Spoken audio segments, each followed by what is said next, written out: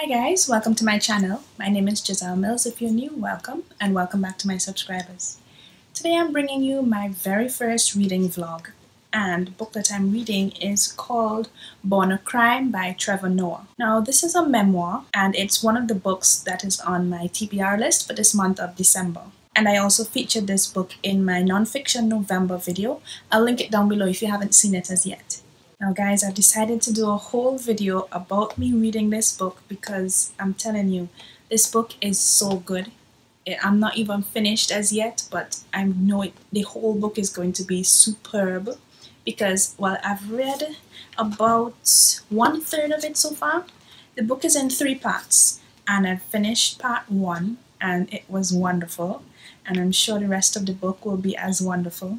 So I have to tell you guys all about it, but without giving you too many spoilers. So if you don't know, Trevor Noah is a comedian. He's from South Africa, and he's also the host of a show which is broadcasted in the US and around the world called The Daily Show, which is on Comedy Central. You could also find him on YouTube. Clips of his show is also on YouTube. Now I've talked a lot about him. If you've seen my previous videos, I've talked about him. I've told you guys how wonderful he is. And I'm sure you could agree with me that he's so intelligent, he's so funny, he's just all around amazing. Of course, you know, no one is perfect, but to me, he's almost there. But anyway, what I've read so far has given me even more insight into who he is as a person. There are very many stories about his childhood, what it was like for him growing up as a mixed race person in South Africa during the time of apartheid. His mother is black, his father is white, and basically him being born mixed race was a crime during that time in apartheid. And he details what life was like for him growing up, having to hide basically from the police. He couldn't be seen out in public with his father or his mother unless she disguised herself as a maid. It's very interesting, and despite the sadness of this situation, he brings such humor to it. The way how he tells his stories, he tells it so matter-of-factly but also with humor involved. Despite the sadness of his situation, you could see that he also had a very good childhood filled with love, because his mother features very heavily in this memoir, and his relationship with his mother is detailed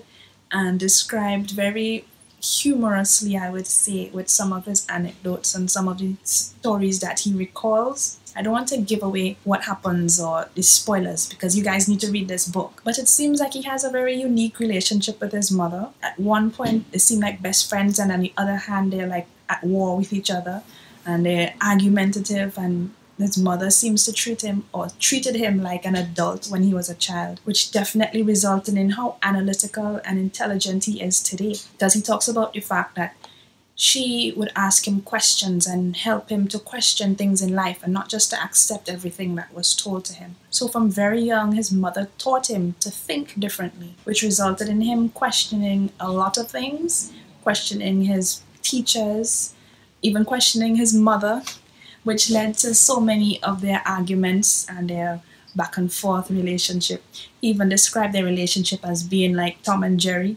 If you know the cartoon on Cartoon Network, with the cat and the rat, yeah. When you know that deep down they love each other, but they're always fighting. But anyway, so far I've learned about his childhood, his many different relatives. At one point he had to go and live with his grandmother and his cousins and his aunts. And he describes the house being this one room, and the fact that several families had to share the same outhouse toilet. Reading that just made me cringe to think that people, I mean, I know that people grew up like that, but, you know, he's a relatively young guy, and to have to use such outdated facilities in this day and age, well, in the 1980s, but still. It's sad to think that people live such lives, and I know people still live such lives. You know, I can't really imagine myself having to use an outdoor toilet. I mean, if I had to, I would, but to have to do that every single day for several years, it's very gruesome, I would say. And he even recounts this situation when he basically, instead of going to use the outhouse, he relieved himself in the kitchen. I mean, I don't want to gross you guys out, but the way how he told the story, it was hilarious. He also describes himself as being very high-spirited, which led him to get into a lot of trouble in school, a lot of mischief outside of school as well. You guys, you have to read this book. You have to read this book. to understand just, how mischievous Trevor Noah was as a child. I would say he was overly energetic and carefree, and that level of intelligence and high thinking, he wasn't able to blend in with the majority of his peers. So guys, I'm not going to tell you anymore, not at this point. I'm going to continue reading and see what else he got up to. So I'm starting part 2 right now. If you're not subscribed already, don't forget to subscribe. Just click that red button. Also the notification bell so you'd always know whenever I post a new video. Feel free to follow me on Twitter as well. You can find me at Giselle_Mills. Alright guys, I'm going to continue to read and I'll catch you guys later.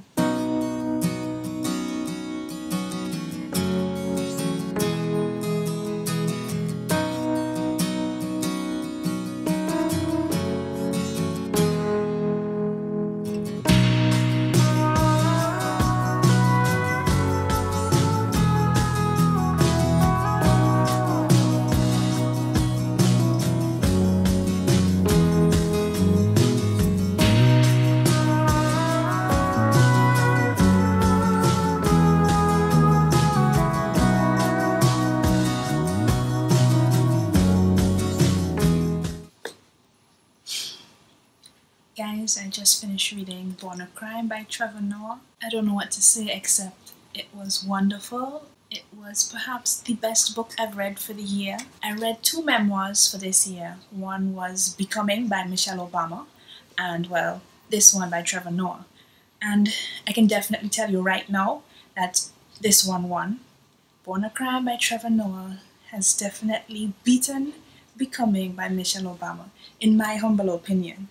But if you've read both or either one, let me know which one you preferred. Guys, this book was amazing, and like I tell you all the time, I'm not normally a fan of nonfiction, but if all nonfiction were like this memoir, I would read it all the time. Trevor's relationship with his mother, his brothers, even his evil stepfather, the way how the stories were told, it's so evocative. It brings out such emotions in me, especially the ending, which I won't ruin if you haven't read it. But it made me a little teary-eyed, but I still smiled at the same time. He has such a wonderful relationship with his mother, and I could relate to the love so much that he had for her. I could surely tell that she's like the #1 person in his life. And likewise with me, my mother is the #1 person in my life. And it was quite relatable, although his life was completely different from mine. He talks about not being able to fit in when he was growing up, even during adulthood, because of his mixed race as well as how he was brought up. Now, I did not have issues because of my race in terms of not being able to fit in when I grew up. I grew up in St. Kitts. But despite that, I did understand and could relate to his issue of not being able to fit in with the majority of his peers because I experienced something similar. And yeah, so that really spoke to me, as well as all of his stories of him growing up and being so mischievous. Now, I was never, well, I wouldn't say, I was not a mischievous child, not to the extent that he was, according to his stories in this book. I was shocked and amazed by what he got away with, all the mischievous activities that he did as a child, even up to adulthood, which if you've read this book, you would see how it ended up for him, how he even got in trouble with the law, to see where he came from, a poor child, a poor mixed race child growing up in a racially tense country like South Africa during apartheid, to become such a successful man today, not only just because of his fame, but because of his character and, you know, how generous and loving and funny and heartwarming he is. He has influenced so many people in a positive light, and I absolutely love that about him. And this book is just wonderful. If he ever writes any other books, I will definitely be one of the first ones to snatch them up. So guys, I think it's clear that Trevor Noah has a huge fan in me, and I really want you guys to check out this book if you haven't as yet. So Born a Crime by Trevor Noah definitely gets 5 out of 5 stars for me. If it were possible to give it even more than 5 stars, I would. Maybe like, I don't know, 100 stars. But yes, it's fantastic. If you haven't read it as yet, please get a copy. You have to read it. It's wonderful. And if you have read it, please let me know what you thought about it down below in the comments. So guys, don't forget to subscribe. Just click that red button, also the notification bell, so you'll always know whenever I post a new video. Feel free to follow me on Twitter. I am there every single day at Giselle_Mills. And you could also check out my website if you want to check out my books, the books that I write, and also basic information about me. It's called GiselleMillsBooks.com. So guys, thank you again for watching, and I'll see you in my next video. Bye.